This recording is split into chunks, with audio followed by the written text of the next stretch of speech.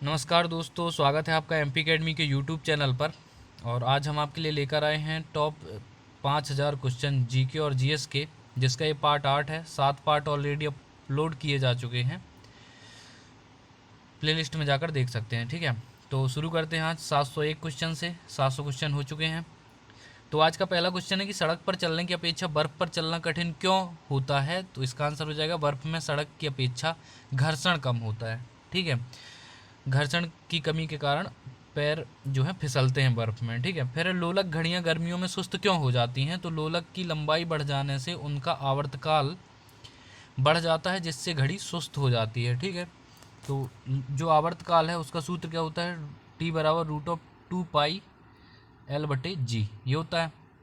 देखिए, ये एल जो है ये लंबाई, इसकी लंबाई बढ़ जाती है गर्मियों में। अगर लंबाई बढ़ेगी तो आवर्तकाल क्या हो जाएगा, बढ़ जाएगा, इसलिए घड़ियाँ क्या हो जाती हैं, सुस्त हो जाती हैं। ठीक है, फिर है ऊंचे स्थानों पर पानी 100 डिग्री सेल्सियस से कम ताप पर क्यों उबलता है। तो ये उबलता है क्योंकि वायुमंडलीय दाब कम होता है। ठीक है, ये जब अपन साइंस पढ़ रहे थे तो यहाँ पर मैंने बताया था कि पहाड़ों के ऊपर भोजन जल्दी क्यों देर से क्यों पकता है, नीचे जल्दी पक जाता है। अपेक्षाकृत नीचे जल्दी पकता है और पहाड़ के ऊपर देरी से पकता है। इसका कारण क्या है, क्योंकि यहाँ का वायुमंडल क्या है, ज़्यादा, और ऊपर का वायुमंडलीय दाब क्या होता है, कम, इसलिए यहाँ पे देर से खाना पकता है और यहाँ पर जल्दी खाना पकता है अपेक्षाकृत। ठीक है, प्रेशर कुकर का भी यही हाल है। प्रेशर कुकर में खाना क्यों जल्दी पकेगा, क्योंकि वहाँ का प्रेशर ज़्यादा होता है। ठीक है, और प्रेशर इंक्रीज करता है किसको, क्वथनांक को। ठीक है, तो नेक्स्ट क्वेश्चन है, पीतल मिश्र धातु है। तो जस्ता और तांबा यानी कि जिंक और कॉपर की मिश्र धातु है पीतल। नेक्स्ट क्वेश्चन है, गैसों के दाब ज्ञात करने वाला यंत्र क्या कहलाता है। तो ये कहलाता है मैनोमीटर। फिर है Bhabha atomic research centre Trombay में स्थित 5वें न्यूक्लियर रिएक्टर का क्या नाम है। तो इसका नाम है ध्रुव। फिर है अग्नाशयी रस में पाया जाने वाला एंजाइम ट्रिप्सिन प्रोटीन या पेप्टोन को किस में बदलता है। तो छोटे पेप्टाइड्स में। जो अग्नाशयी रस में पाया जाने वाला एंजाइम ट्रिप्सिन है वो प्रोटीन या पेप्टोन को छोटे छोटे पेप्टाइड्स में बदल देता है। फिर है मनुष्य में दाद रिंगवॉर्म रोग के कारक कवक का नाम क्या है। तो यह है माइक्रोस्पोरम, जो कि एक फंगस की बीमारी होती है, दाद। इसके रोग कारक कवक का नाम है, फंगी का नाम है माइक्रोस्पोरम। ठीक है, क्वेश्चन है हमारा, स्कर्वी नामक रोग किस विटामिन के अभाव में होता है। तो ये होता है विटामिन सी की कमी से। और सबसे भारी धातु कौन सी है, तो वो है ऑस्मियम। नेक्स्ट, विद्युत का सबसे अच्छा चालक क्या है। तो चांदी है। और पोटेशियम का अयस्क कार्नेलाइट का सूत्र क्या है। सबसे पहले तो यही पूछा जाता है, कार्नेलाइट किसका अयस्क है। तो ये मैग्नीशियम और पोटेशियम दोनों का अयस्क है। और इसका सूत्र क्या है, तो ये है KCl MgCl2, KCl into MgCl2 into 6H2O, याद रखना है। फिर यूरेनियम के नाभिकीय विघटन में अंततः क्या प्राप्त होता है। तो ये होता है सीसा। यूरेनियम के नाभिकीय विघटन में सीसा, लेड प्राप्त होता है।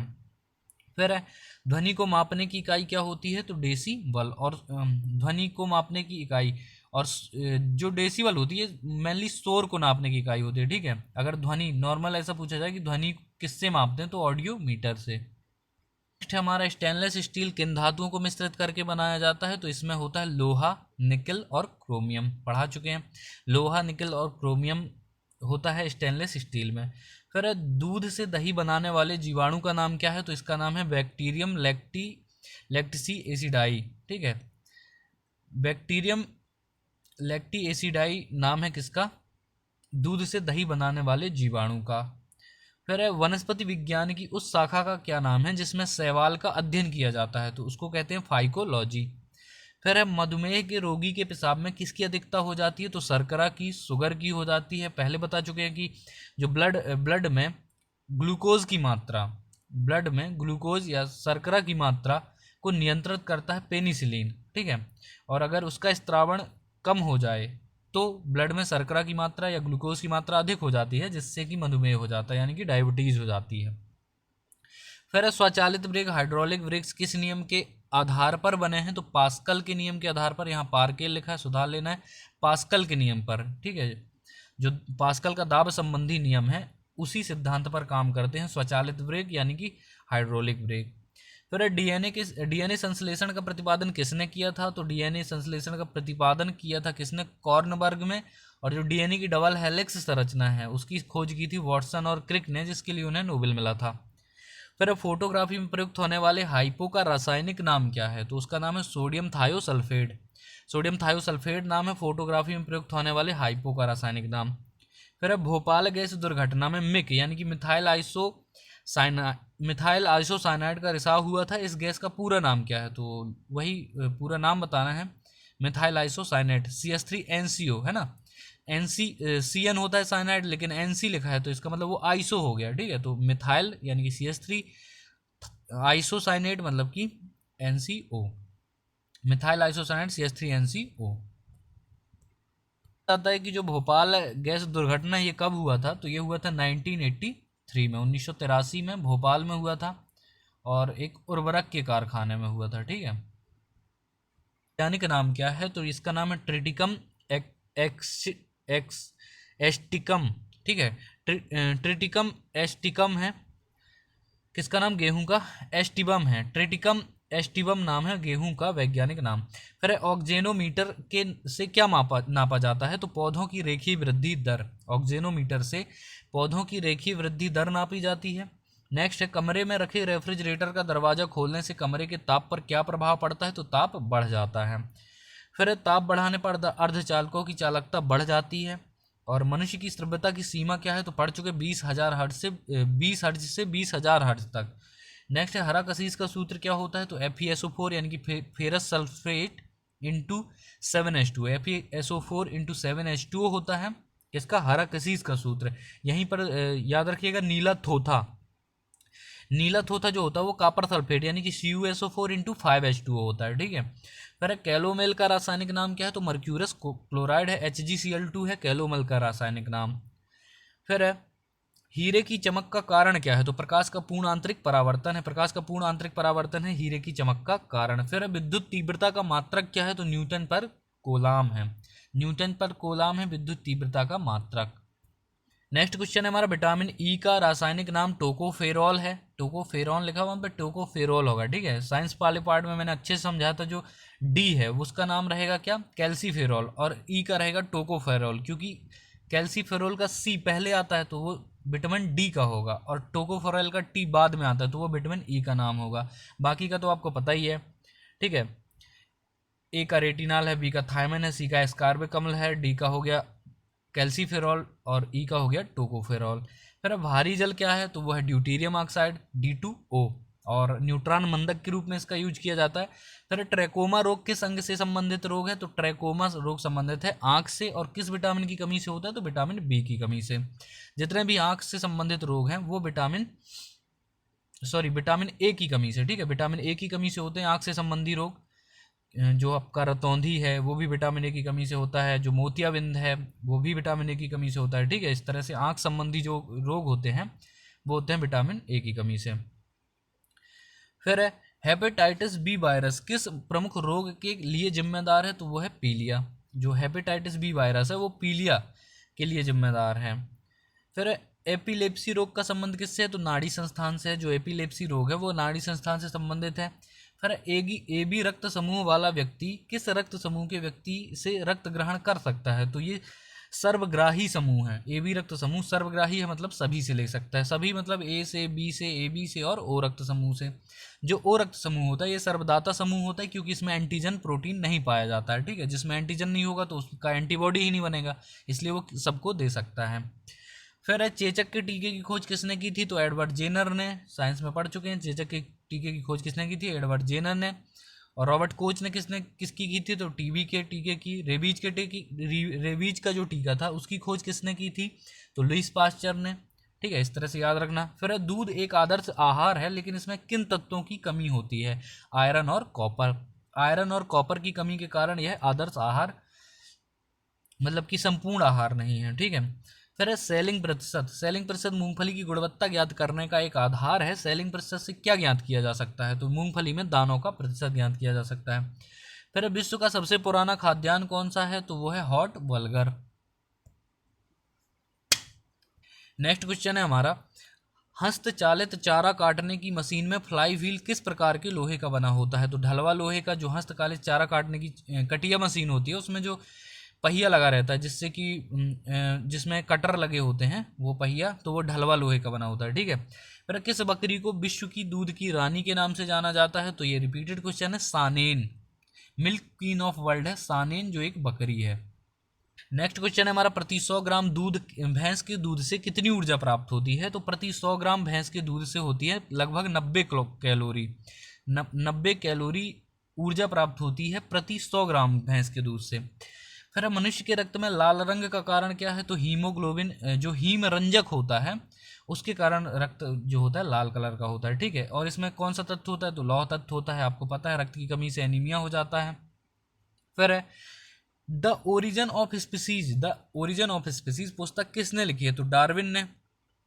ठीक है, डार्विन जो कि जीव विज्ञान से संबंधित है। फिर मनुष्य में गैस्ट्रिक रस, जो गैस्ट्रिक जूस है, किस अंग से स्त्रावित होता है? तो आमाशय से। आमाशय से स्त्रावित होता है गैस्ट्रिक जूस। फिर प्रोसेसर की गति किस मात्रक में मापी जाती है? तो मेगा हर्ट्ज में। पढ़ चुके हैं, मेगा हर्ट्ज और गीगा हर्ट्ज में मापी जाती है प्रोसेसर की गति, मेगा हर्ट्ज और गीगा हर्ट्ज। फिर डीटीपी का टीका बच्चे को किन रोगों की रक्षा के लिए लगाया जाता है? तो D for diphtheria, T for होता है टेटनिस, और एक होता है हुपिंग कफ। ठीक है, हुपिंग कफ या इसी को काली खांसी कहते हैं। फिर मछलियों में श्वसन हेतु अंग क्या होता है? तो क्लोम होते हैं, यानी कि गलफड़े। क्लोम यानी कि गिल्स, उसी को बोलते हैं गलफड़े, श्वसन के लिए होते हैं। फिर वयस्क मनुष्य में हृदय चक्र का समय कितना है? तो 0.8 सेकेंड। हृदय चक्र से मतलब है एक धड़कन का समय। ठीक है, हृदय की एक धड़कन 0.1 सेकेंड में होती है और 1 मिनट में 72 बार धड़कता है। ठीक है, स्वस्थ मनुष्य की बात हो रही है। फिर वाटसन व क्रिक को जीव विज्ञान की किस खोज के लिए नोबेल पुरस्कार प्रदान किया गया? तो डीएनए के डबल हेलिक्स मॉडल की खोज के लिए। नेक्स्ट क्वेश्चन है हमारा, विज्ञान की शाखा एग्रो स्टोलॉजी में किसका अध्ययन किया जाता है? तो घास का। जो एग्रो याद रखना, एग्रो मतलब एग्रीकल्चर से संबंधित है, तो घास का अध्ययन क्या होगा? एग्रो स्टोलॉजी। फिर बैक्टीरिया की खोज तो ल्यूवन हॉक ने की थी, पढ़ चुके अपन लोग, बैक्टीरिया की खोज की थी ल्यूवन हॉक ने। फिर मानव शरीर में विटामिन के का निर्माण किस अंग में होता है? तो मानव शरीर में विटामिन के का निर्माण होता है कोलन में, बैक्टीरिया द्वारा। कोलन में होता है और बैक्टीरिया के द्वारा होता है। फिर हाइपोग्लाइसेमिया, जो हाइपोग्लाइसेमिया नामक रोग है वो किसकी कमी से होता है? तो ग्लूकोज की कमी से हो जाता है हाइपोग्लाइसेमिया। ग्लाइसेमिया फॉर ग्लूकोज है, ऐसे याद रख लेना। तो हाइपोग्लाइसेमिया किससे हो जाएगा? ग्लूकोज की कमी से। फिर है पीडियाट्रिक्स का संबंध किससे है? तो बच्चों के रोगों से है। जो पीडियाट्रिक्स है उसका संबंध है बच्चों के रोगों से। फिर हाइग्रोमीटर से क्या नापा जाता है? तो आपेक्षिक आर्द्रता। दो चीजें हैं, आर्द्रता, जब अगर आर्द्रता पूछी जाए तो हाइड्रोमीटर है। ठीक है, और आपेक्षिक आर्द्रता रिलेटिव ह्यूमिडिटी पूछी जाती है तो वो हाइग्रोमीटर है। फिर रेड लेड का रासायनिक सूत्र तो Pb3O4 है रेड लेड का, लाल लेड का जो सूत्र है वो है Pb3O4। फिर है हाइड्रोमीटर, तो ये आ गया आपेक्षिक घनत्व है, ये डेंसिटी, रिलेटिव डेंसिटी को बोलते हैं, हाइड्रोमीटर से नापते हैं। और जो आपेक्षिक आर्द्रता है उसको रिलेटिव ह्यूमिडिटी यानी कि हाइग्रोमीटर से नापते हैं। ठीक है, तो इसमें कन्फ्यूजन होता है। हाइग्रोमीटर है आपेक्षिक आर्द्रता और हाइड्रोमीटर है आपेक्षिक घनत्व। ठीक है, फिर है रासायनिक दृष्टि से चीनी क्या है? तो वो एक कार्बोहाइड्रेट है, यानी कि सुक्रोज किस में आता है? सुक्रोज, फ्रक्टोज, ये सब कार्बोहाइड्रेट में आते हैं। फिर किस खनिज को बेवकूफ़ों का सोना कहा जाता है? तो आयरन पायराइट को। यहाँ पर पायराइट लिखा है लेकिन पूरा याद रखना FeS2 है ना, FeS2 या आयरन पायराइट सॉरी। फिर है फोटोग्राफी में प्रयुक्त हाइपो, तो ये सोडियम थायोसल्फेट है, पढ़ चुके हैं। जो फोटोग्राफी में प्रयुक्त हाइपो रासायनिक रूप से क्या है? तो ये सोडियम थायोसल्फेट है। नेक्स्ट है हमारा, एंटीपायरेटिक दवा ली जाती है तो बुखार कम करने के लिए ली जाती है एंटीपायरेटिक दवा। फिर मूत्र का पीला रंग किसके कारण होता है? तो ये यूरोक्रोम के द्वारा, यूरोक्रोम के कारण होता है मूत्र का पीला रंग। नेक्स्ट है हमारा, नेत्रदान में रोगी में आँख के किस भाग का प्रतिरोपण किया जाता है? तो ये किया जाता है कॉर्निया का। कॉर्निया जो ऊपरी झिल्ली होती है उसका ट्रांसप्लांटेशन किया जाता है। ठीक है, फिर हाइपोकॉन्ड्रिया बीमारी क्या होती है? तो ये होती है अपने स्वास्थ्य के विषय में असामान्य मानसिक चिंता की बीमारी। अपने स्वास्थ्य के प्रति कुछ लोग बहुत चिंतित रहते हैं, खासकर महिलाओं में ये ज़्यादा होती है, तो हाइपोकॉन्ड्रिया बीमारी, ठीक है, याद रखना। फिर पेलाग्रा रोग किसकी कमी के कारण होता है? तो नियासन की कमी के कारण। अगर विटामिन पूछे तो विटामिन B3 और B5 की कमी के कारण, ठीक है। तो नियासन, विटामिन B3, विटामिन B5, याद रखना पेलाग्रा रोग। फिर चंद्रमा के तल से आकाश का काला दिखना किसके कारण होता है? तो प्रकाश का प्रकीर्णन, प्रकाश के प्रकीर्णन के कारण आकाश काला दिखाई देता है। फिर खसरा होने का कारक क्या है? जो खसरा होता है, मीसल्स रोग हो जाता है, वो उसका कारक क्या है? तो वो वायरस से होने वाला है, ठीक है, वायरस से होने वाला रोग है। फिर सामान्य स्थितियों में हृदय से आने वाले रक्त का कितना प्रतिशत भाग गुर्दे को मिलता है? तो 24%। जो हृदय से आने वाला रक्त है उसका 24% भाग गुर्दे को मिलता है। गुर्दा मतलब किडनी। फिर नायलॉन प्लास्टिक्स के आविष्कारक कौन थे? तो नायलॉन प्लास्टिक के आविष्कारक थे कारोथर्स। 1937 में की थी। सन इंपॉर्टेंट नहीं है, लेकिन कारोथर्स का नाम इंपॉर्टेंट है नायलॉन प्लास्टिक्स के लिए। फिर लेड ऑक्साइड PbO का व्यापारिक नाम क्या है? तो लिथार्ज है। जो लेड ऑक्साइड है उसका व्यापारिक नाम है लिथार्ज। रोटाइल टाइटेनियम ऑक्साइड है। टाइटेनियम ऑक्साइड, रोटाइल किस धातु का अयस्क है? तो टाइटेनियम का होगा, ठीक है। TiO2 नाम याद रखना, जो अयस्क का नाम है रोटाइल। तो रोटाइल से टा और टाइटेनियम से टा, धातु का अयस्क, यानी कि रोटाइल जो हो जाएगा वो किस धातु का अयस्क होगा? टाइटेनियम का। फिर हिंदुस्तान ऑर्गेनिक केमिकल्स लिमिटेड कहाँ स्थित है? तो कोलाबा महाराष्ट्र में है। हिंदुस्तान ऑर्गेनिक केमिकल्स लिमिटेड बार बार पूछा जाता है, ये महाराष्ट्र में है और कोलाबा में, महाराष्ट्र के कोलाबा में। फिर रेडियो एक्टिवता की इकाई क्या है? तो ये वैक्यूरल है, ठीक है। रेडियो एक्टिवता की इकाई है वैक्यूरल। क्वेश्चन हमारा, स्तनधारी प्राणियों में रक्त का सबसे अधिक तापमान किस पशु का होता है? तो व्हेल का होता है। जो व्हेल एक मछली है, ठीक है, ब्लू व्हेल, सबसे बड़ा स्तनधारी पशु है धरती में, वह ब्लू व्हेल ही है। तो इसका तापमान, इसके रक्त का तापमान सबसे अधिक होता है। फिर ध्वनि से संबंधित विज्ञान क्या कहलाता है? तो वो कहलाता है एकॉस्टिक कहलाता है। फिर इलेक्ट्रॉन की विराम ऊर्जा कितनी होती है? 0.51 MeV होती है। फिर 0.51 मिली इलेक्ट्रॉन वोल्ट होती है इलेक्ट्रॉन की विराम ऊर्जा। फिर प्रदीप्ति घनत्व का मात्रक क्या होता है? तो लक्स होता है। जो प्रदीप्ति घनत्व का मात्रक है वो होता है लक्स। फिर जीवन के उद्भव का प्रथम वैज्ञानिक विवरण किस वैज्ञानिक ने प्रस्तुत किया था? तो AI ओपेरिन ने। जो जीवन के उद्भव का प्रथम वैज्ञानिक विवरण है वो AI ओपेरिन ने प्रस्तुत किया। और बादल का हवा में तैरने का कारण क्या है? तो वायु की श्यानता अपने कम घनत्व के कारण, ठीक है। तो बादल हवा में क्यों तैरते हैं? इसका कारण यह है कि हवा की श्यानता जो होती है वो बादल की अपेक्षा अधिक होती है, यानी कि विस्कोसिटी ऑफ एयर ज़्यादा होती है बादलों से, और जो वायु का घनत्व है वो भी ज़्यादा होता है बादलों से, इसलिए वो तैरते हैं, ठीक है। फिर विटामिन C का रासायनिक नाम पढ़ चुके हैं, एस्कार्बिक एसिड है। और इंसुलिन की खोज किसने की थी? तो ये की थी वेंटिक ने। इंसुलिन की खोज, इंसुलिन की कमी से कौन सा रोग हो जाता है? तो ये होता है डायबिटीज। और डायबिटीज की बीमारी जिसको हो जाए तो फिर वो वेट करता है, क्योंकि ज़िंदगी से सब मीठा चला गया तो फिर क्या बचेगा? वेट करना पड़ेगा। तो इंसुलिन की खोज की थी वेंटिंग ने। फिर पानी का अधिकतम घनत्व किस ताप पर होता है? तो 4 डिग्री सेल्सियस पर। पानी एक इकलौता ऐसा तरल पदार्थ है जो गर्म करने पर उसका घनत्व बढ़ता है, ठीक है। पहले 4 डिग्री सेल्सियस तक बढ़ेगा, फिर उसके बाद फिर घटने लगता है नॉर्मल। फिर सुपर फास्फेट उर्वरकों का सूत्र क्या होता है? तो CaH2PO4 द होल ट्वाइस होता है। जो सुपर फास्फेट उर्वरक होते हैं उनका सूत्र होता है CaH2PO4 द होल ट्वाइस। फिर एपिलेप्सी रोग का संबंध नाड़ी संस्थान से पढ़ चुके हैं। नेक्स्ट क्वेश्चन है हमारा, एक रेडियो एक्टिव तत्व का परमाणु क्रमांक Z है, इससे एक बीटा कण उत्सर्जित होने पर यह कितना हो जाएगा? तो Z+I हो जाता है, ठीक है। अगर एक बीटा कण उत्सर्जित होता है तो Z+I हो जाता है इसका परमाणु क्रमांक।